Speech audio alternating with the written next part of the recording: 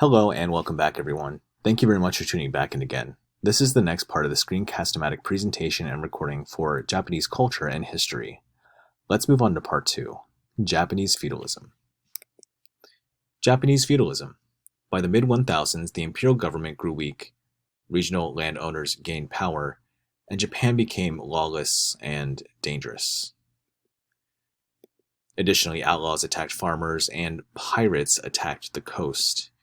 Rival clans competed for power and threw Japan into a series of civil wars, causing great disharmony and disunity amongst the Japanese nation. As a result, Japan developed into a feudal system. Japanese feudalism in many ways is similar to that of medieval times with European feudalism. Farmers traded land to strong warlords called daimyo, who offered protection in exchange for land. But the daimyo were served by loyal warriors called samurai. The emperor had little real power in Japanese feudal times. The samurai warriors lived by a code called bushido, which demanded courage, loyalty, sacrifice, fairness, and above all, honor. The samurai were highly skilled swordsmen, but also used horses and guns, especially after the arrival of Europeans in Japan. If you look here at the left, you can see a diagram that depicts the different apparatus used by samurai. Samurai warriors were usually relatives or dependents of daimyo, although some were hired warriors called ronin. As depicted here, you can see a samurai. The most powerful daimyo was the overall military leader of Japan and held the title of shogun. The shogun, or the shogunate, were really powerful in Japanese feudal times. In the year 1192, the first shogun was named by the emperor. The emperor remained in place, but the shogun held real power and ruled as a military dictator in Japan. Now, the shogun's powerful varied over time, but the pattern of government controlled by a shogun lasted until about 1867. So who were the real leaders in Japanese feudal times? And how does this compare with that of the Western European experience during the Middle Ages? Well, as you can see here, there are some stark similarities between the feudal and caste systems. Essentially, roles might remain the same as you go up and down the pyramid of social hierarchy, but the titles and the names that these people take on definitely do change. Including, of course, the people who protect and defend the land. But there are many similarities between samurai and knights. Consider this question: what roles did the three shogunate play in shaping and unifying Japan?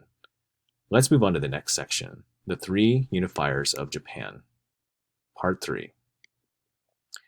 From about 1560 to 1600, three very powerful daimyo, known as the Three Unifiers, began to restore order and unify Japan.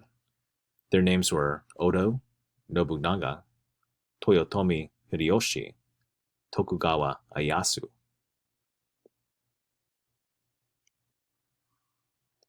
In 1568, a brutal daimyo named Nobunaga conquered the Japanese capital of Kyoto. Oda seized power by force and was the first to use guns effectively and eliminated Buddhist rivals that refused to accept rule by the emperor. By the time of his death in the year 1582, Japan was not unified yet. However, Oda's best general was Toyotomi Hideyoshi, who took over after Oda's death. Toyotomi was resourceful and not ruthless like Oda. He used political alliances, adoption, and marriage to gain power over the daimyo. By the year 1590, Toyotomi Hideyoshi controlled most of Japan and tried unsuccessfully to conquer Korea. And Tokugawa Ieyasu. After Toyotomi's death in the year 1598, one of his daimyo allies named Tokugawa Ieyasu completed the unification of Japan in the year 1600. In the year 1603, Tokugawa became shogun of Japan, moved the capital to Edo, later called Tokyo, and restored government and order to Japan. Tokugawa ruled until the year 1615, but he created a line of succession called the Tokugawa Shogunate that ruled Japan until the year 1867. The Tokugawa Shogunate.